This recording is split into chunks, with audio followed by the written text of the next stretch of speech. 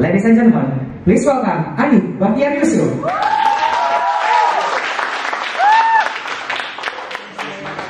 Halo, dulu ke situ maksudnya.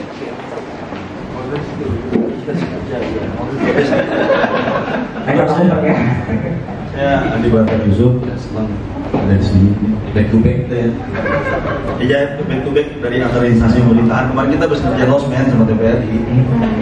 Terus ya sama waktu itu kemarin Mas Iman Bertosono kan kebetulan juga sutradara tuh. Jadi kami ketemu, kita ngobrol, terus dia pengen losmen yang nonton losmen tahun 80-an kan? Ayo nonton pasti. Yang 5 depan. Itu cuma satu orang. Ya pokoknya waktu itu jadi TPRI pengen nge-remake program-program mereka yang udah lama, yang ada jalan, yang dulu pernah mereka kerjain. Ke depan mereka katanya mau bikin lagi kayak ada jendela rumah kita, kalau pernah tahu masa depan ya dulu ya. Kalau itu kalau saya datang dulu TPRI itu punya film-film horor sih, bukan film ya. Fragmen-fragmen horor itu yang mereka produksi di studio mereka. Terus bagus itu waktu kecil dulu nonton baru. Kalau hari ini. Terus kalau kita nonton Cut Nyarin hari ini nonton filmnya kurang panjang ya. Gitu. Jadi waktu itu bagus banget kayaknya. Dia gitu.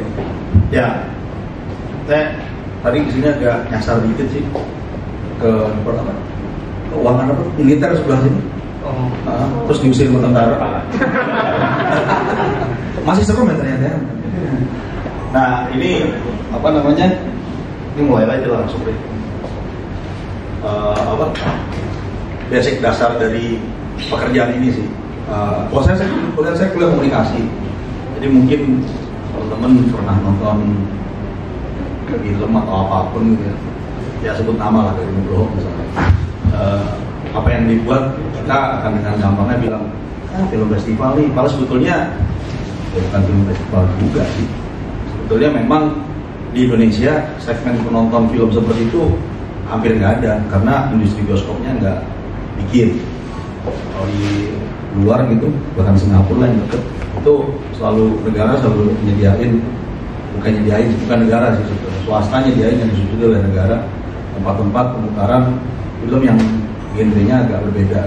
Dan kemudian muncullah di Thailand ada Picapong, ada Kusloski, ada Nugroho gitu. Nah, cuma basic dasarnya kan mungkin beda. Saya kuliah dulu komunikasi, jurnalistik. Jadi ketika mau bikin sesuatu, paling penting kalau buat saya adalah komunikatif gak mau orang. Bahkan kalau misalnya kami lagi kerjain, lagi editing gitu, lagi produser saya sudah bilang, apa nggak nyambung atau penontonnya? Penting penontonnya ngerti aja. Tapi ada orang gitu yang memikirkan adalah simbol-simbol pernyataannya itu lewat simbol-simbol yang mungkin nggak semua orang bisa anggap. Atau ketika orang-orang tangkap sekalipun, yang ditangkap beda. Nah kalau Joko Anwar kayak lagi, Joko Anwar kelihatan banget semuanya tegas jelas aja. Dia mau ngomongin politik, ya dia ngomongin aja secara verbal. Dia mau ngomongin kekerasan, dia ngomongin juga secara verbal. Angga juga hampir sama lah, cuma genre filmnya beda. Kira-kira gitu. Tapi saya pikir kalaupun saya kirim simbol gitu, orang mesti sadar lah. Kalau misalnya orang yang nggak ngerti, berarti orangnya keterlaluan gitu. Enggak sih. Gagal dong. Jadi kira-kira gitu. Nah, ini film-film yang pernah saya bikin. Ini googling aja nih, nggak usah lama-lama. Tadi cari YouTube lagi. Nah ini kita selalu pengen bikin sesuatu yang pasti kan pengen ngedatengin dilihat orang banyak. Cuma ya kalau tempat ini kan departemen keuangan nih, kita kan nggak mungkin bikin sesuatu yang dibuat oleh Atta Halilintar kan, nggak mungkin. Miftah mana gitu? Wah nggak bisa jelas-jelas. Padahal temannya Miftah itu. Ya makanya nggak mungkin gitu dari Miftah misalnya menceritakan bagaimana dia bisa menaikkan berat badannya lebih 2 kurus secara cepat gitu sambil ngoyang-ngoyang perutnya kan kita nggak mungkin kan tempat ini memberi dia gitu. Nah sekarang tapi tetap apa yang mau kita sampaikan harus menarik kan.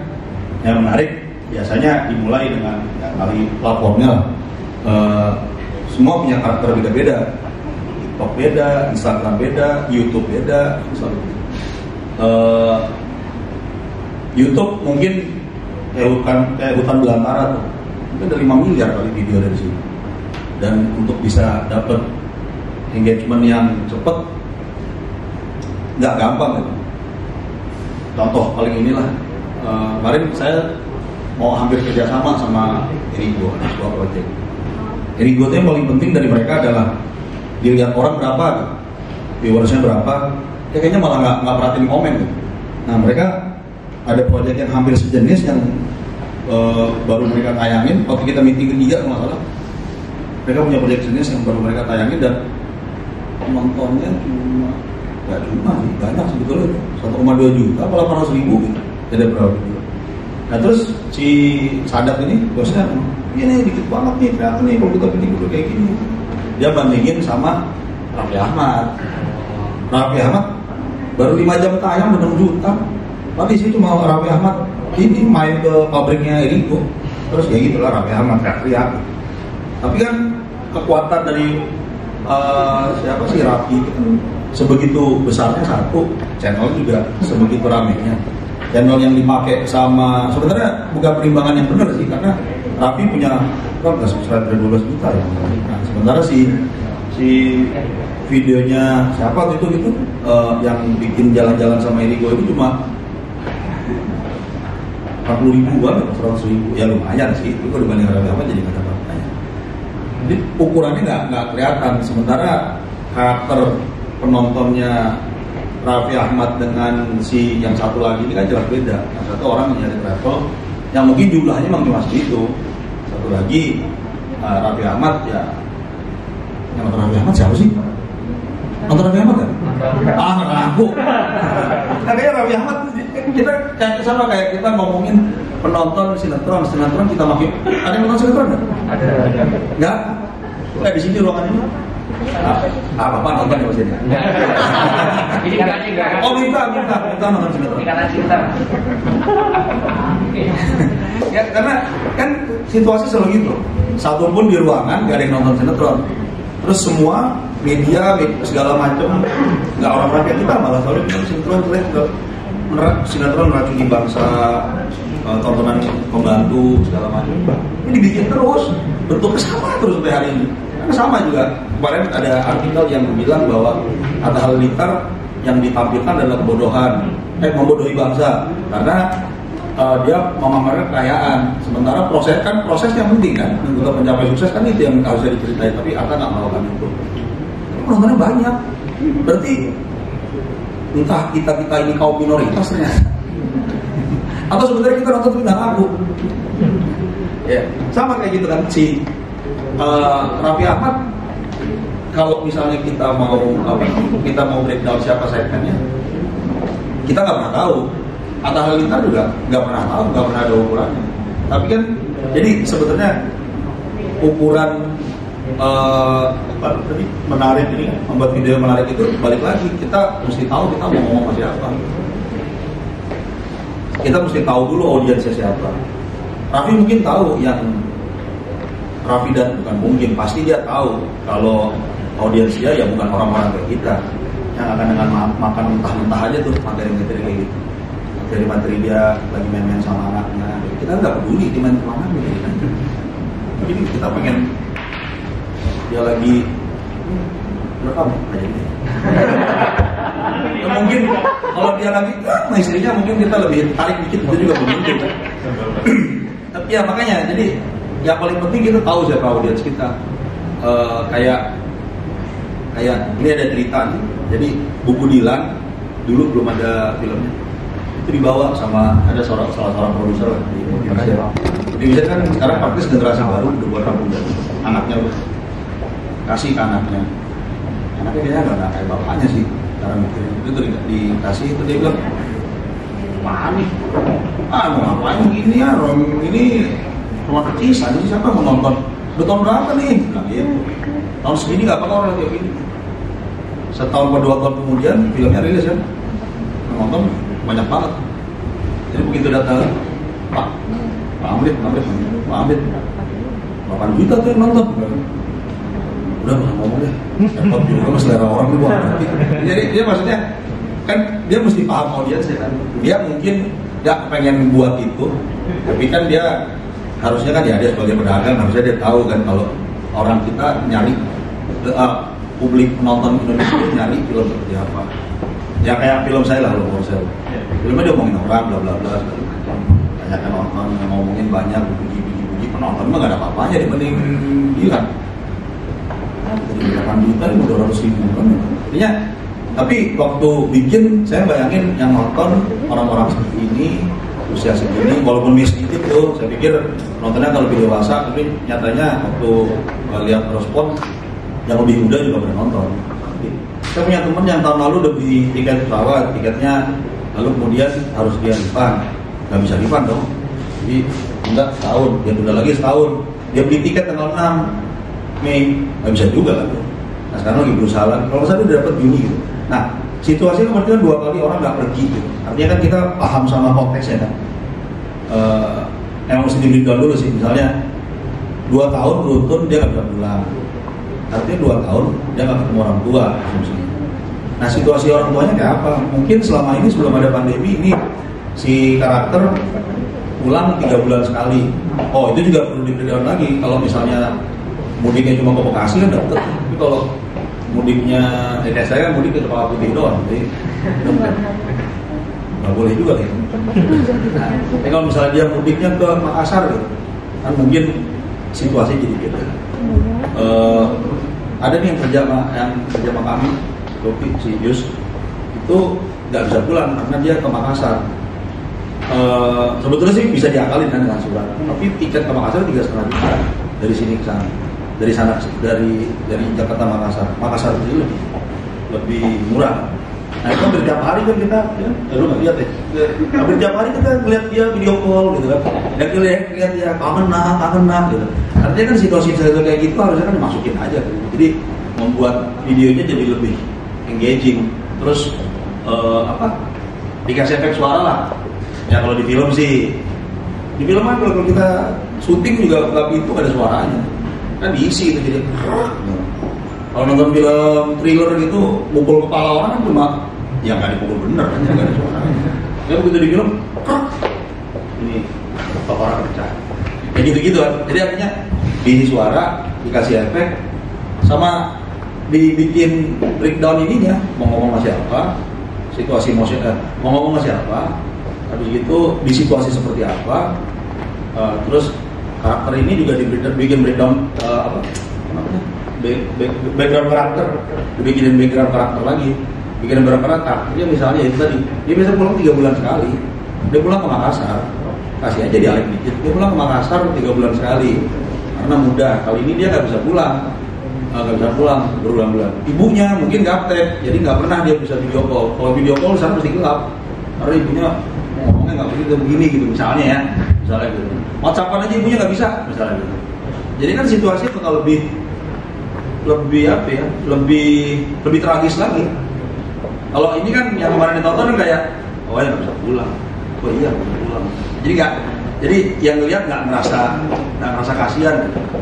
Ya terus yang main ya nggak perlu nangis sih, ibunya aja di daerah, kalau nggak pulang dia lah nak ya, bebe aja di sana, kayak gitu. Jadinya kita ngasih jiwa lah ke dalam materinya. Kalau secara teknis udah nggak ada apa-apaan sebetulnya. Cuma ini aja membuat orang jadi ngerasa kayak pernah nonton ini kan pasti yang iklan pendeknya Thailand. Lo tahu sekarang? Lo tahu? Moga-moga di Thailand kan itu sebegitu engaging ya kan karena itu kan, karena dia makanya seringkali ada hal yang ketika kita bikin shot kita selalu mikirin nih nanti shotnya kan gak ada suara ya kecuali orang dialog, kita perlu mikirin nanti habis ini kita isi apa, musiknya kayak apa ya, ada suara apa ya, apalagi kalau begini kan yang ngerjain kan paling cuma 2-3 orang kan kalau video kamera, nantinya yang bikin udah mikir sendiri aja, kita kasih apa ya, supaya begitu orang lain lihat, nah impact yang kita harapin dapat. Jadi nggak cuma cerita soal Bu, saya nggak bisa pulang nih, oh iya BPI Jakarta ya nak ya, nggak ada apa-apaan kan jadinya, Itu kan situasi yang berat banget. Buktinya 1,2 juta mobil disuruh balik. Artinya kan larangan mudik itu nggak ada artinya sebetulnya buat orang-orang. Orang tetap berusaha melawan. Bahkan kalau nggak salah ke Merak itu ada 50.000 mobil apa disuruh balik waktu itu. Dan sekian puluh ribu ketahan. Kayak gitu-gitu. Jadi artinya kita kan baca semua beritanya, situasinya serumit itu, dibikin sedramatis. Lebih dikit nggak apa-apa. Sinetron itu benar sebenarnya. Kan teori sebuah cerita adalah seseorang pengen sesuatu, susah ngedapetinnya. Jadi sinetron itu benar. Cuma kelewatan aja menggambarkan susah mendapatkan sesuatu itu. Sampai kita emang susah ini ya gitu. Ya itu juga ada dibuat rencana matang, imajinasi. Yang ngomong udah ada semua di sini. Biasa aku belum baca. Bikin headline itu mungkin judul sih. Cuma ya kalau mau cara yang bodoh-bodohan dikit sih, itu tuh apa namanya? Apa ya? Sering kan kalau di YouTube tuh isinya tulisannya bukan kok YouTube, di media-media aja tuh kan suka clickbait itu. Kita udah baca dengan serius apa ya misalnya? Banyak lah, sampai terlalu banyak kayak gitu Pak. Ya pokoknya datang ke situ ternyata dalam situ nggak ada apa-apanya tuh. Ya misalnya Jokowi mundur gitu tiba-tiba. Begitu dibaca Jokowi jangannya mundur. Iya apa ya Haji Ma'ruf Amin turun di dalam lagunya enak dia turun. Nah, jadi kan bisa dengan clickbait seperti itu, tapi ya nggak menyesatkan lah. Mungkin headline tagline lah. Kalau kita lihat iklan kan, kalau iklan itu kan selalu ada headline kopi tuh atau buku gitu. Buku misalnya buku lah. Apa? Tingkat Kurniawan. Seperti dendam. Seperti dendam rindu harus dibalaskan misalnya gitu. Kita kan mikir isinya apa nih? Kita pengen lihat ya karena buku segini kita nggak bisa baca sekalian. Tapi kalau andaikan itu sebuah sinopsis cerita gitu, saya yakin sih semua orang pengen baca. Sebenarnya kan masuk halaman, kita akan terusin aja baca. Karena judulnya menarik. Kasih judul misalnya apa? Hari Pembalasan gitu. Hari Pembalasan gitu. Kan bayangin hari Pembalasan kiamat. Kalau begitu dibaca, enggak jadi orang kayak gitu. Jadi kasih headline yang pas. Yang kedua ya akurat informasi standar. Kalau di sini nggak akurat bisa kena SP1. Nah, berikutnya bahasa visual. Bahasa visual itu komunikasi yang baik dan gambar kan bahasa visual. Mediumnya audio visual, ada suara, ada gambar. Jadi jangan semua hal diomongin. Kalau pernah di sinetron sering tuh batu nggak kena, terus itu nggak kena. Aduh gimana caranya biar kena ya? Kadang-kadang nggak pernah kayak begitu. Kita kalau kena, anjing nggak kena. Kalau ambil lagi, gimana sih kayak gitu kan? Jadi sesimpel itu aja. Kalau dulu kan mungkin nggak pakai dengan dialog. Kemarin saya syuting ada Baby Blues tuh baru saya syuting sama Vino. Itu skripnya mungkin kalau yang nulis naskah radio kan ya, dialognya panjang-panjang. Itu mungkin kalau dia ngomongnya semenit sendiri gitu. Dan semua dijelasin. Yang misalnya gini, perempuan pakai baju yang menurut dia nggak bagus. Tuh, kamu kok nggak cocok gitu sih pakaiannya? Itu bibirnya kok lipstick kan gitu ya? Gitu banyak banget. Padahal kan tinggal ngeliat gini aja, kita punya Vino Bastian pemainnya, yang actingnya cukup. Karena bisa dengan mimik, bisa dengan gestur. Lalu kameranya aja pilih. Artinya kita berkomunikasi dengan manfaatin ininya yang udah ada. Dan dengan itu kan kita jadi mau ngisi-ngisi terus tuh. Artinya kalau misalnya visual kurang kita tambahin, dialog, emosi orang kurang kita bisa minta lagi. Jadi nggak perlu semua diomongin. Bisa memberikan jawaban kira-kira sih, bisa memberikan jawaban ya ini kan. Kalau di sini kan konteksnya kan sesuatu yang informatif kan. Ya kayak tadi tuh nggak bisa mudik karena apa? Kan dari 5W1H tahu dong. Nah dari 5W1H-nya itu dijelasin. Dari 5W1H-nya jelasin.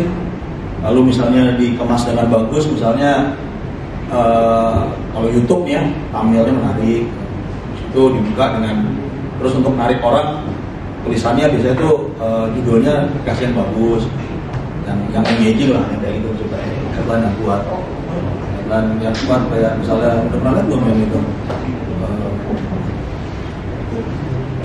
tutorial bernafas pernah lihat? Nggak apa-apain. Itu tutorial nggak bernafas dan itu 28 menit tapi kan tutorial bernafas pengen lihat kita kalau di sini cuma bernafas doang.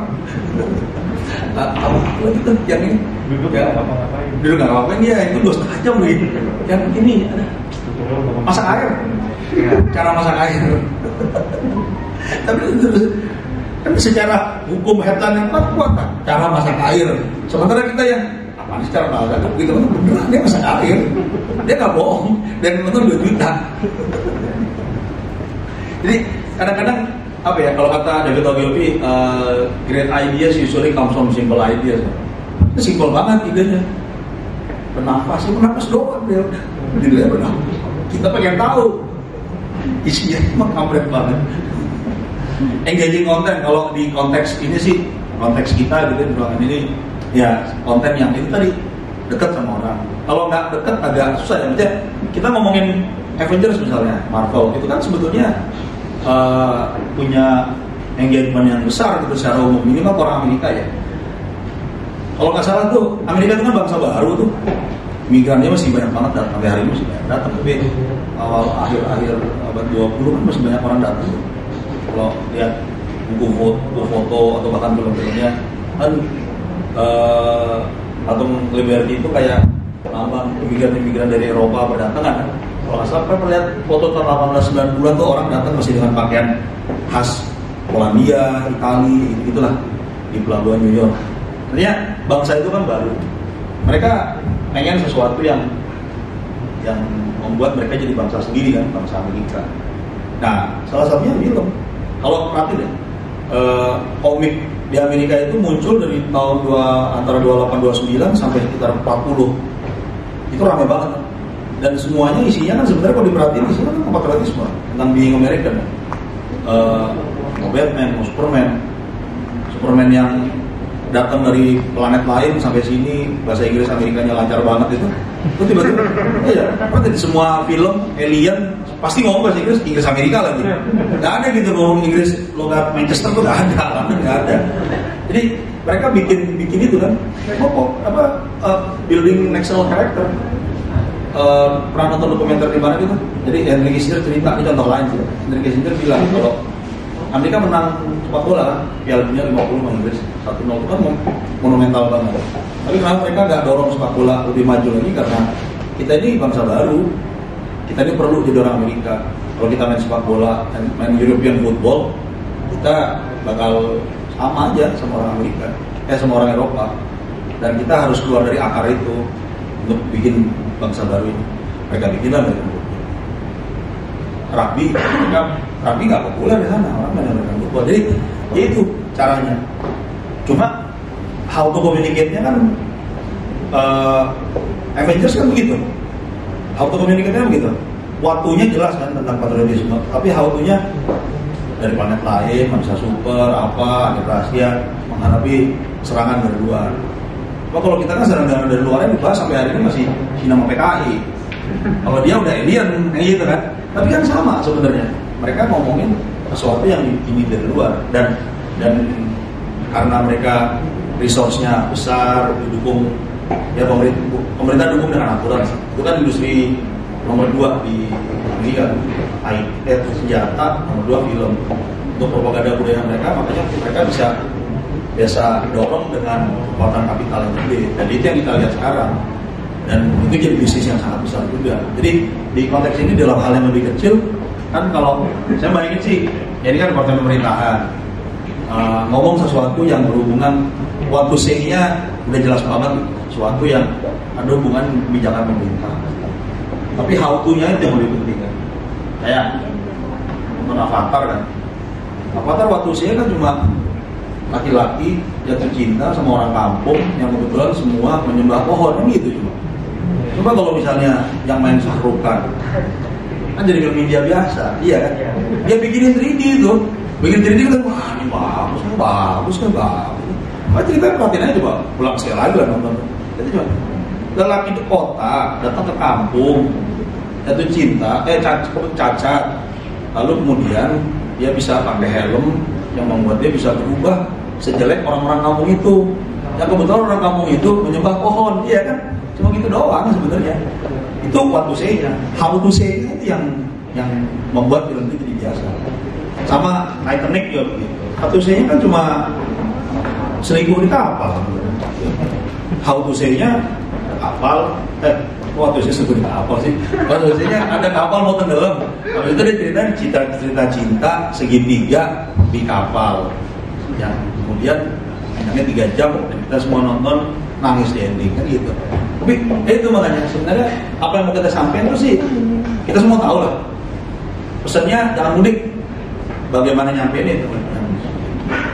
Kalau harusnya kendala uang nggak ada lah.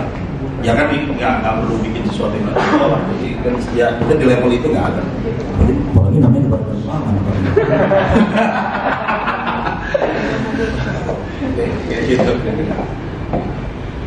Ini gabungan lah, singkat, penting dan nggak berkira-kira.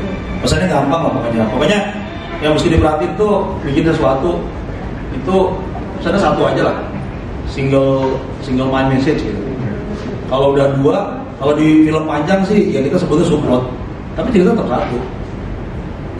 Ada what the character wants and what character needs. Kalau dicerita karakter mau apa sama dia butuh apa, mau tuh biasanya yang udah jelas gitu. Kalau needs itu kebutuhan dia kadang karakter sendiri nggak tahu.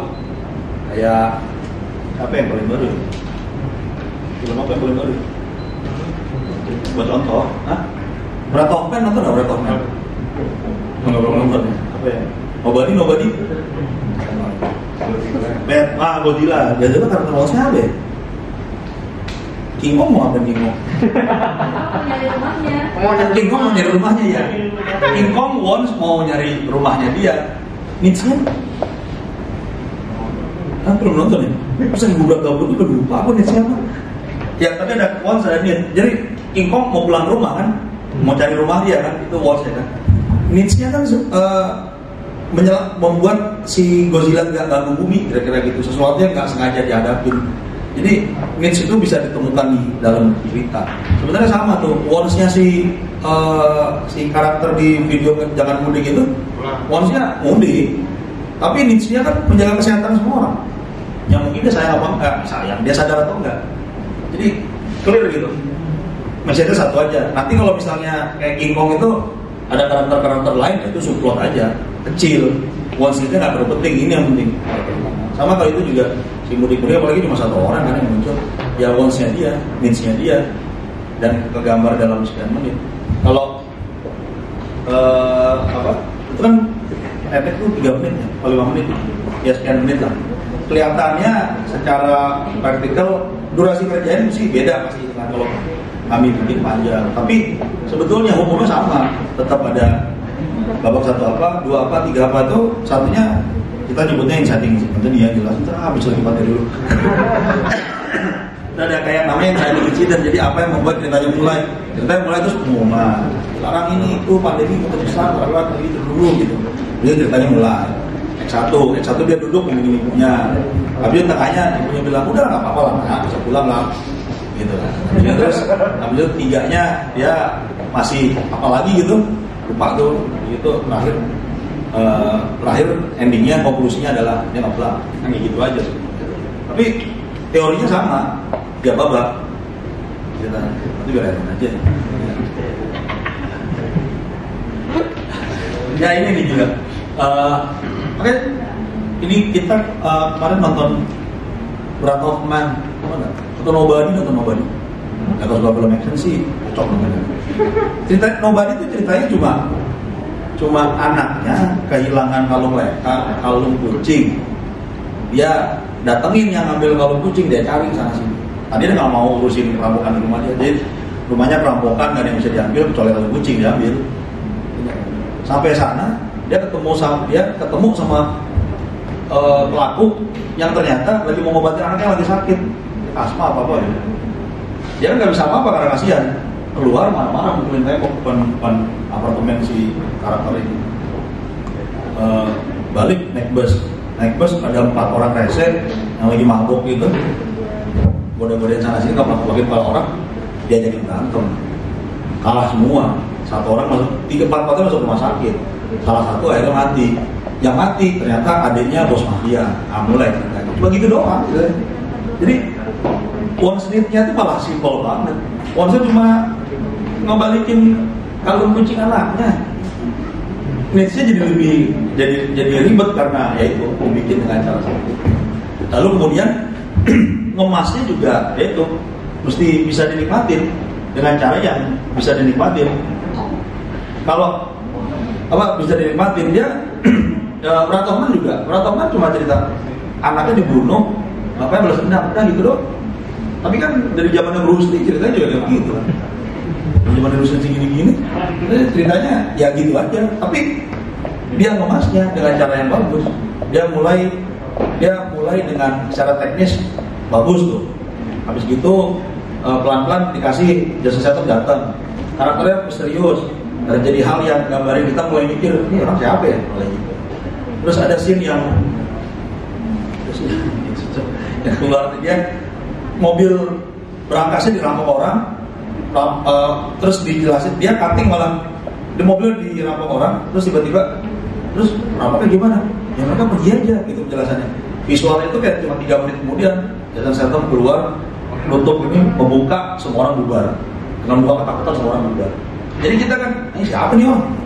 Dan yang di film juga mikir hal yang sama kayak kita. Ini siapa nih orang? Rampok pada bubar tiba-tiba ngeliat dia. Yang ada yang bilang dark spirit, ada yang bilang he's a dark spirit gitu. Ya kayak gitu. Dia ngemasnya, ceritanya cuma orang balas dendam, udah gitu doang. Tapi terus bertuturnya itu yang bagus. Sama kayak mungkin kita akan kayak tadi balik lagi. Mawen dari Nugroho filmnya progresifal. Tapi kan dia ini ya, dia bikin good video, gambarnya selalu bagus, nggak pernah jelek gambarnya. Dan dia udah ngebayangin yang bisa ditonton orang apa gitu. Jadi ketika misalnya saya nggak ngerti apa yang pesan apa yang dia sampaikan, saya entengnya mesti bilangin bagus filmnya. Tapi kalau lu nanya mau cerita tentang kamu, nggak tahu itu bagus udah gitu aja, kayak gitu. Dan itu terjadi di banyak hal kan. Gitu juga ya tadi balik lagi ke ngomongin Raffi Ahmad, Angka dan sebagainya. Kita mesti tahu ini kita, followers kita siapa, yang nonton kita siapa. Kalau Badan Keuangan yang nonton siapa ya? Harusnya seluruh 270 juta bangsa Indonesia. Gak diurusin pajak dan repot. Ya maksudnya, artinya kita kan tahu ininya. Ini siapa gitu yang akan kesini. Pesan seperti apa mau disampaikan? Ya baik lagi tadi, waktu say-nya apa, how to yang mesti tahu.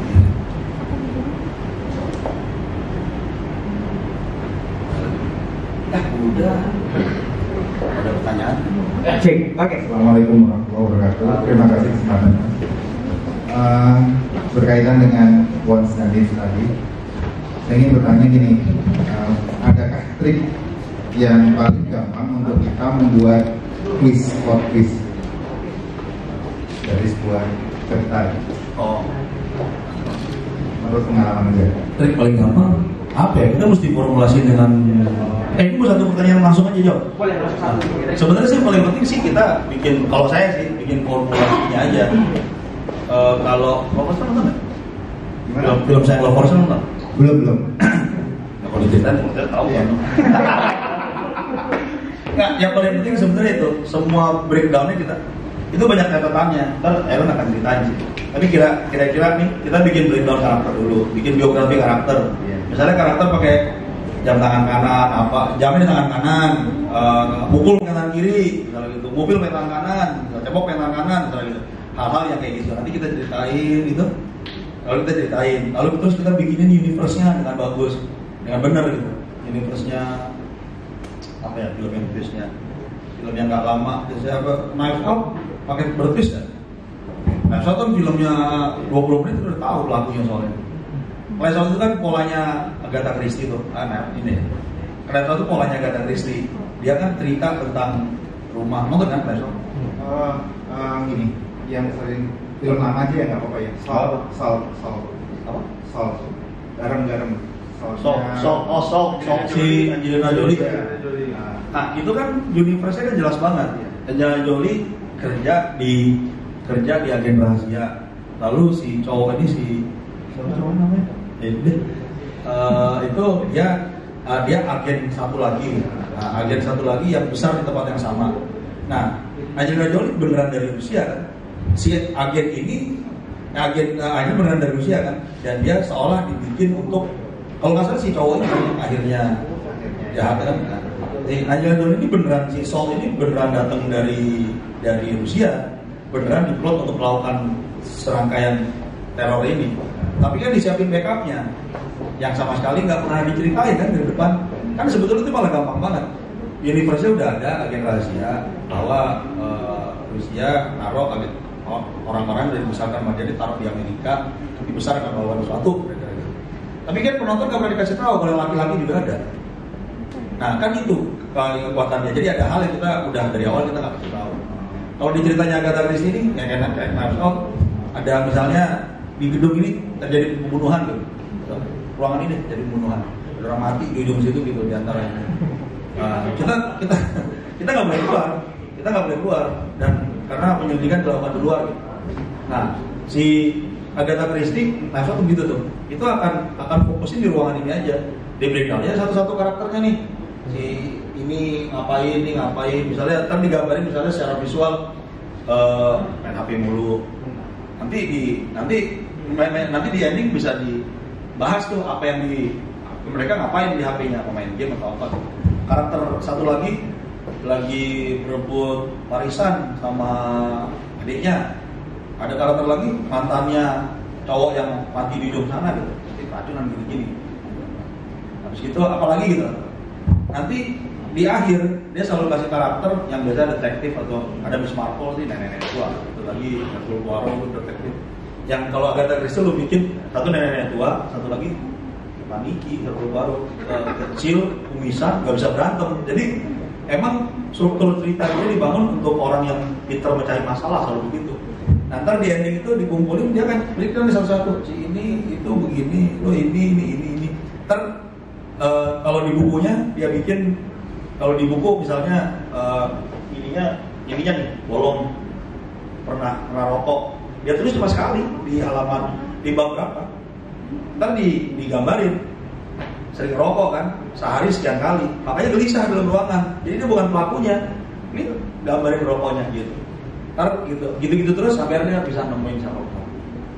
Tapi kan bangunannya kan segitu kuat, artinya mungkin Agatha Christie udah bikin breakdown karakter yang biasanya banyak dulu itu satu-satu sebelum dia tulis bukunya. Berarti pendekatannya dari karakternya ya? Iya, pendekatan dari karakter dan dari universe-nya juga. Kalau buku lebih susah, kalau film susah juga, tapi sedikit lebih gampang. Karena kita kan punya visual. Ini imajinasi visualnya kita samain aja langsung. Kalau buku saya kalau baca Agatha Christie baca gitu yang bayanginnya apa gitu, mungkin beda, kita berdua aja mungkin udah beda. Nah jadi universe-nya juga penting tuh. Misalnya di Rumah Tua, kalau Agatha Christie kan buku tahun 20-an 30-an, dia selalu Inggris zaman itu, keretanya juga kereta zaman itu gitu. Jadi universe-nya seperti itu. Kayak kalau misalnya kayak tadi lah balik lagi ke video mudik, universe-nya kan jelas tuh. Atau di pandemi kayak Tilik gitu kan, film Tilik. Nah, Tilik. Kalau Tilik malah sebetulnya dia nggak punya, kalau menurut saya dia nggak punya plot twist di ending itu. Twist di ending itu kalau menurut saya malah nggak terlalu nggak terlalu tebel sih. Nggak masuk di karakter utama. Benar, karena nggak diceritain di depan, karena nggak nempel di depan. Atau nggak nempel di karakter utama juga ya? Betul. Bukan nempel di karakter sih, nggak nempel di cerita sama sekali. Nanti tiba-tiba muncul aja di belakang, kayak datang entah dari mana gitu kan. Iya. Jadi gitu kan di depan ibu-ibu mau nengok kan, nengok, ngobrol sana sini, gosip sana sini, gosip. Tapi kan gosipin soal si bapak ini masih apa nggak ada. Si perempuan ini diomongin, tapi diceritain nggak ada hubungannya sama sekali. Clue-nya terlalu kecil gitu. Jadi begitu sampai habis, kita nggak terlalu memorable, makanya dibahas sama orang kan bukan endingnya. Yang dibahas Yang dibahas, Iya, persepsinya. yang dibahas orang kan Butejo nyinyir, Iya. disinformasi segala macam. Tapi emang pesan filmnya ada. Perhatiin aja ini kita selalu ngomongin kekuatan perempuan, bahwa kekuatan perempuan. Itu lagi ini film ada yang ngomongin film ini lupa kalau mereka seperti menegaskan bahwa perempuan itu positif. Perempuan adalah anak-anak. Tapi kan dia nggak bahas belakangnya hubungan antara dua orang yang nggak seharusnya kayak gitu-gitulah. Jadi kurang ini kurang nempel sama kita. Ada lagi? Apa namanya? Oke, thank you Mas buat pertanyaannya. Kita ke pertanyaan kedua. Boleh diperkenalkan namanya Mas? Selamat pagi Mas, saya Buna. Di sini saya cuma mau sebenarnya di luar materi tadi sih. Jadi kadang penyampaian kita lewat sebuah film itu bukan hanya dari skenario atau dari karakter, tapi juga dari ambience atau lighting atau editing kita ya. Ya kayak contoh misalnya yang gampang Justice League kemarin saya nonton yang versi awal sama yang Snyder Cut itu kan beda sekali ya. Yang pertama kan lebih dominan merah ya kalau nggak salah waktu pas final battle-nya. Yang di ending lebih dominan dark dan pesan yang mau disampaikan Zack Snyder ya lebih tersampaikan lewat tema gelap seperti itu daripada tema yang terang. Nah mungkin mau nanya masukan dari profesional. Pada saat kita melakukan editing video atau melakukan scripting itu, apa kita sudah menentukan lighting atau editing kita nanti seperti apa? Terus juga kalau menyampaikan sesuatu cerita lewat warna sebuah film itu seperti apa? Itu aja. Terima kasih. Iya sih, dari awal. Bahkan skrip jadi deh. Skrip tergantung sih. Kalau saya sering nulis sendiri, nulis udah bayar. Ya, tapi belum final ya. Tapi kadang-kadang bisa ditulisin merek gitu. Terus nanti begitu barangnya jadi baru udah membayang itu warna mau kayak apa. Jadi begitu filmnya belum kita shoot, pengen ini gini. Dulu tuh bikin Romeo and Juliet. Itu Romeo and Juliet tuh ini Japan yang lighting. Jadi kalau Jakarta panas, nggak nyaman, dan juga setnya kan bukan Jakarta Jalan Sudirman yang katanya kayak Korea itu, tapi kan kampung-kampung Jakarta, jadi kayak nyaman kan. Jadi warnanya oranye, merah maunya sebetulnya, tapi waktu itu kan Persija oranye, jadi oranye warnanya, tone colornya oranye, dan lebih panas, kameranya handheld, karena emang situasi kotanya kan cepet banget. Nah terus kalau di Bandung, setnya Bandung, warnanya lebih biru. Karena Persib biru dan juga kotanya kan lebih dingin, lebih sejuk dan lebih nyenengin lah kira-kira. Nah, kameranya nyenengin, apa sih kita ketawa? Lo inget sama Iis ya? Terus kalau jadi lebih, dan waktu itu gak handheld, tapi kamera kita waktu itu banyak pakai steadicam nih kalau nggak salah. Jadi masih dipegang ininya, nggak ditaruh di tripod atau apa.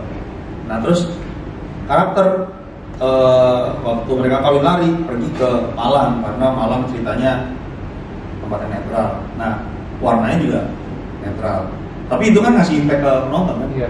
Soalnya itu ingat waktu lagi nonton sebelah ya apa sih itu gambarnya jangan goyang dulu, minimal gitu ngomongnya sih. Kan nggak semua orang ngerti teksnya malah. Terus ini aku di Bandung enak nih, lebih biru warnanya kan. Tapi kan efeknya emang begitu maunya. Kalau kemarin tuh bikin Lompor Sel pertama, kita ngomong sama ininya, sama Dewi, gue tuh pengen bikin film Asia. Kita ini orang Asia soalnya. Kita kan kalau bikin film, siapa lah director Indonesia zaman sekarang? Pasti reference-nya Amerika, ya karena kita nonton dulu sih. Jadinya warna itu nggak Asia.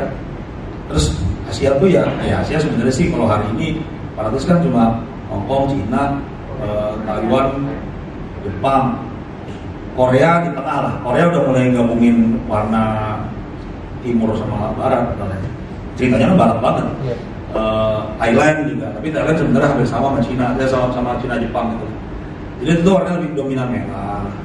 Waktu itu referensinya sih ada filmnya Susausian kalau nggak salah sama Emilia. Ya walaupun orang yang secara umum bilang warna ini kayak Wong Kar-wai, orang paling terkenal lah di sini. Tapi ya gitu, warnanya maunya seperti film Asia, merah. Terus DOP-nya ada fotografi itu naruh kayak lampu LED di belakang ini yang ada di frame. Jadi shotnya gini ke sini. Jadi lighting kita pakai ya warna merah di situ. Dia film Hong Kong masih begitu kan.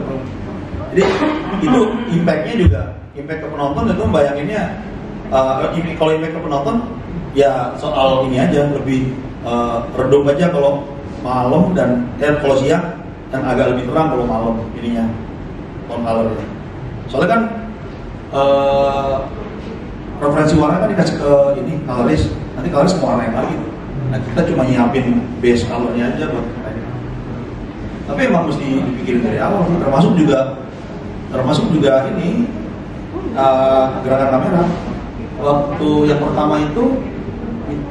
pertama kan ceritanya cowok sekian umur 42 nggak punya pasangan, ini nggak punya pasangan udah sendirian berpuluh-puluh tahun dan rutinitasnya cuma kantor di lantai bawah, rumah nonton TV cuma gitu doang. Kan hidupnya membosankan banget tuh. Jadinya shootnya kalau bisa lambat, kamera berhenti semua supaya penonton ngerasa bosan banget sih kehidupan orang ini kayak gitu. Karena nonton Lost in Translation itu Scarlett Johansson ke Tokyo. Di Tokyo yang nggak ngerti bahasa Jepang, ketemu sama Bill Murray. Akhirnya dia ketemu Bill Murray, akhirnya dia bisa komunikasi. Karena orang nggak bisa bahasa ini. Waktu itu nonton, saya bilang gini, ini film bosan banget rasanya. Terus dia bilang, ya cocok kalau bosan, kan bosan emang kalau nggak ngerti apa yang dia omongin. Jadi dia nggak ngerti semua omongan orang di Jepang. Ada scene si Bill Murray itu model, bintang top lah di Amerika, datang ke Jepang untuk video shoot.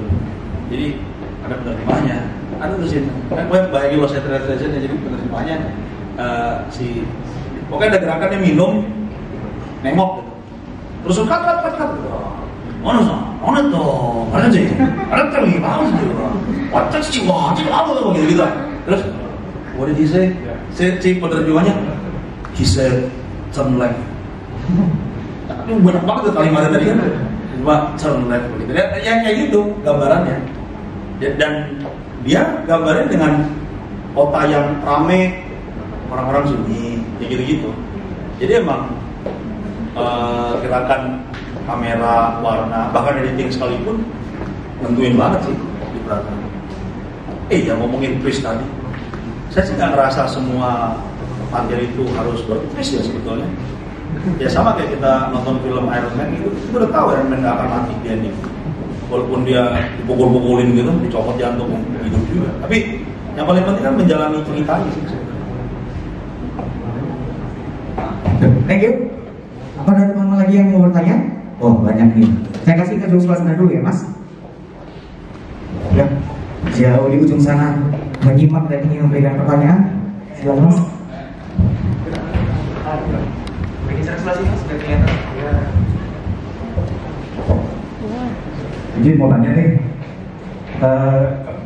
ini terkait yang karakter Wons tadi yang misalkan itu kita mau bikin ada perubahan Wons di tengah, di babak kedua misalnya kita mau bikin perubahan Wons itu kira-kira tuh gimana ya, maksudnya apakah nanti filmnya akan jadi bertele-tele atau misalkan jadi gak efisien gitu, gak efektif gimana ya? Karena kita pengen misalkan karakternya tadinya mau balas dendam, ternyata orang yang mau dibalas itu juga dia dimanfaatin sama pihak lain, terus akhirnya mereka berdua misalkan mau menjatuhkan yang pihak itu gitu, misalkan ada perubahan misalnya gitu.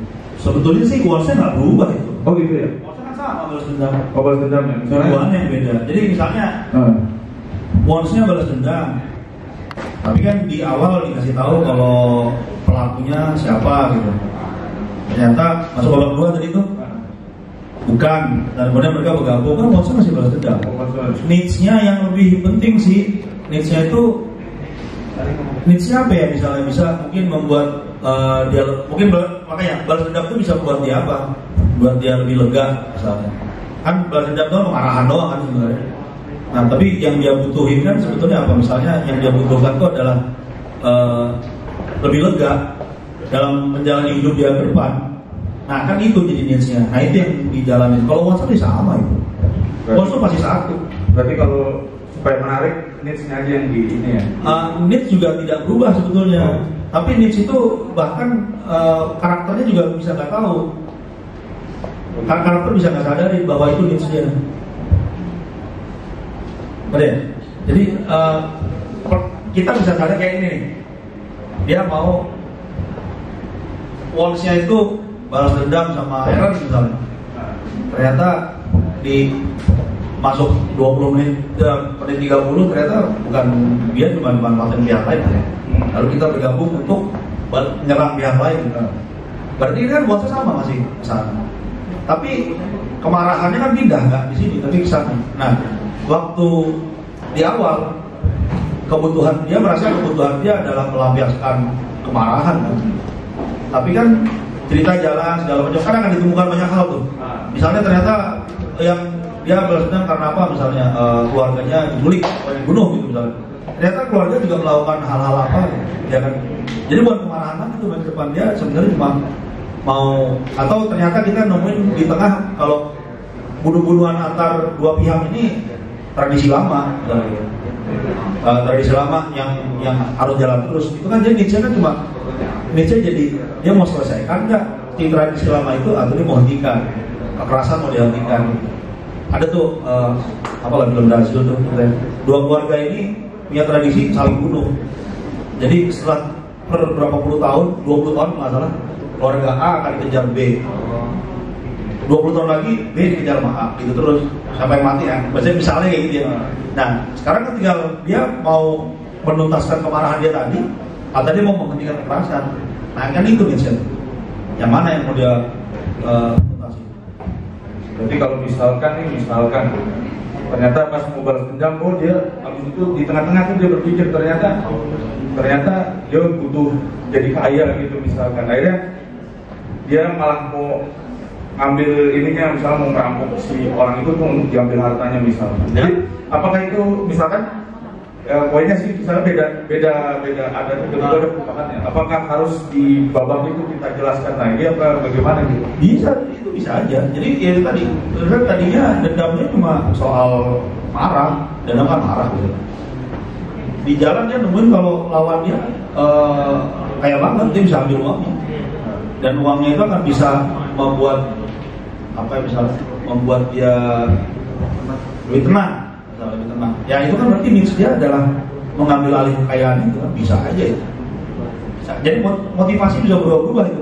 Nah kalau motivasi berubah gitu di premisnya itu kita kalau premis sama. Oh gitu, premis sama. Premis kita sama. Premis kita pasti sama. Tapi kalau misalnya kemauan karakter juga konsisten. Tapi motivasinya geser-geser itu biasa aja itu. Kayak nobody tadi. Dia kan cuma mau ngambil kalung amannya. Mau ngambil nonton ya nobody itu. Kayak John Wick lah. John Wick nonton aja John Wick. Jadi motivasinya apa sih? Kan Wons dia kan cuma Wons karakter awalnya cuma hidup damai sama anjingnya di rumah. Anjingnya dibunuh. Nah kan dia marah semua orang dibunuh. Tadinya dia cuma mau bunuh satu orang sebetulnya kan. Tapi karena semua orang ini anaknya mafia gede, kan dia perlu tuntasin semua. Jadi needs dia itu sebenarnya cuma damai sama anjingnya, cuma gitu doang. Thank you, makasih ya. Thank you Mas. Di sebelah sini masih ada Mas.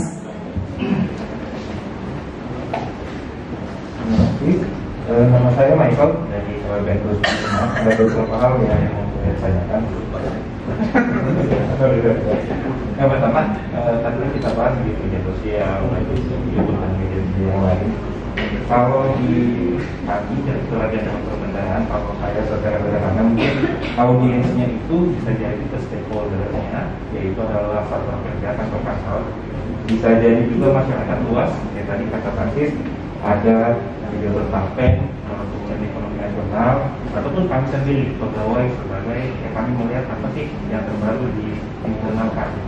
Nah, kira-kira menurut Mas, apakah kami dalam menyajikan konten itu perlu memilih salah satu saja fokus Misalnya untuk stakeholder saja, untuk satuan kerja, misalnya di tempat saya yang dulu itu tentang aplikasi.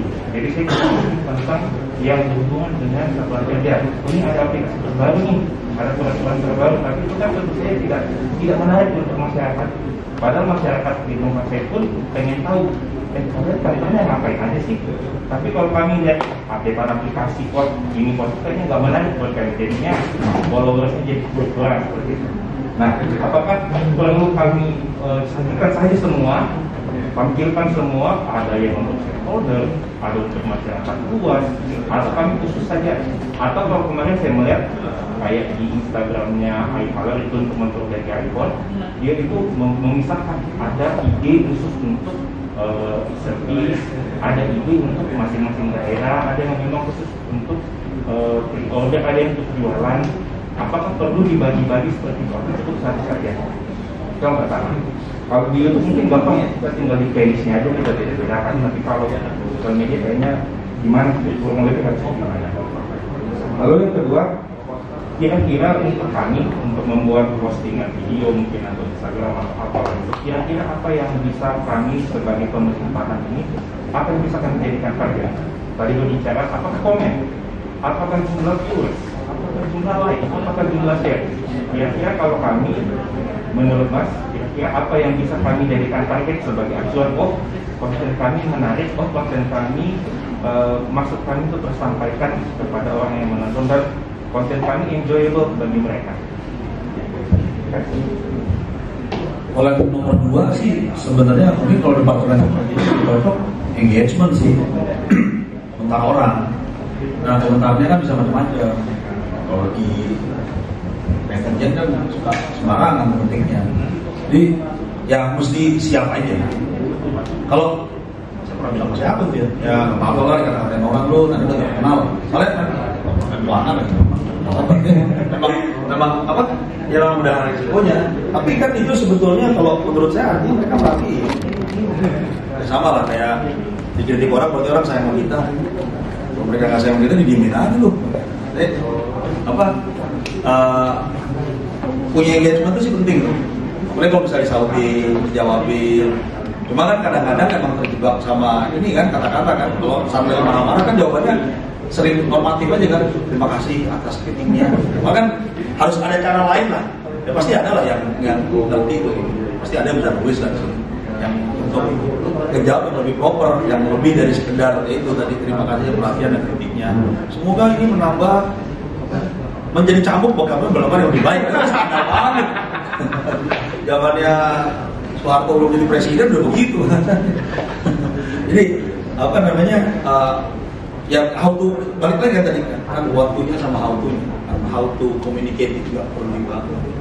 Oleh pertama feeling saya sih yang bentuk sih ada selalu dipikir, tapi kan nggak semua selalu berjalan bareng kan pasti kan satu persatu nih, misalnya aplikasi apalagi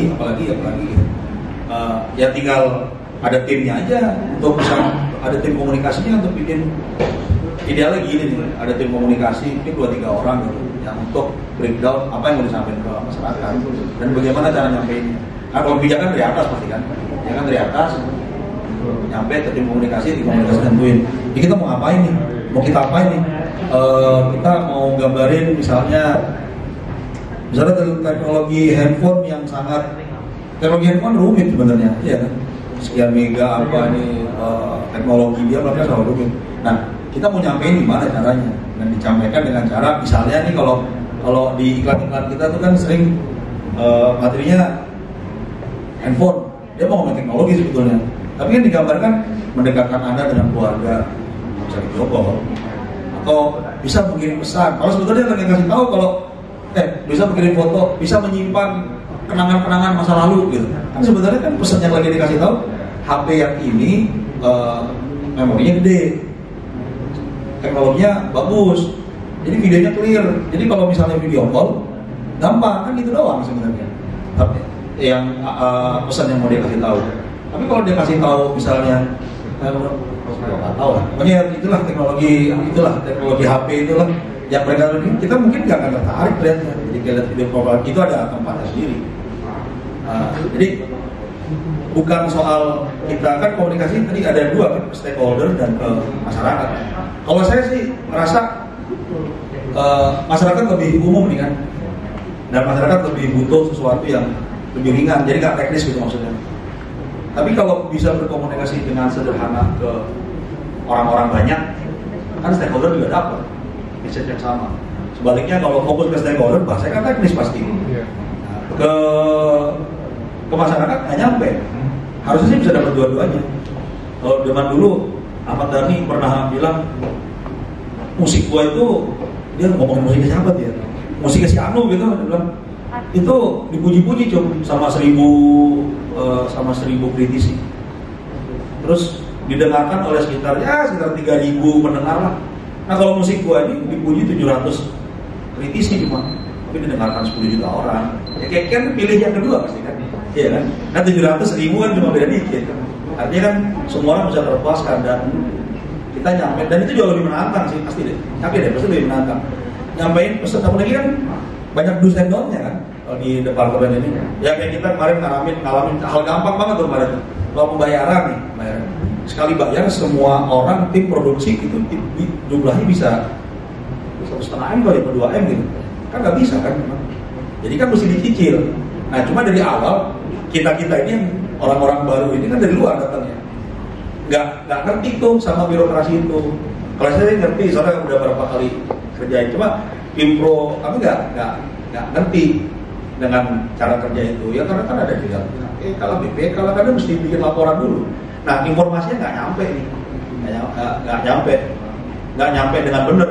Sampai kemarin Impro-nya tuh mesti duduk di sebelahnya bendahara dijelasin, karena gampang sebenarnya. Nah itu kan hal-hal itu kan kecil-kecil itu juga mungkin orang juga mesti tahu. Iya sih. Jadinya jadi kalau menurut saya sih punya audiens yang lebih gede akan jauh lebih menyenangkan satu, dan kerjanya jauh lebih menantang. Dan kalau kita lihat iklan-iklan gitu lah, mereka pesannya berat-berat kan biasanya.